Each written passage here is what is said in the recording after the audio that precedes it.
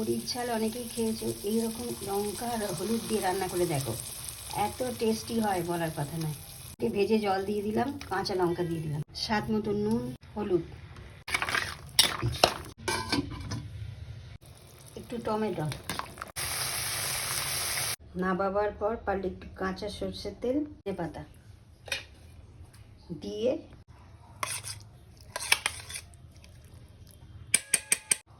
খুব তাড়াতাড়ি সহজ উপায় এরমভাবে বড়ির ঝাল রান্না করে আপনারা একবার খেয়ে দেখবেন, ভালো লাগবে।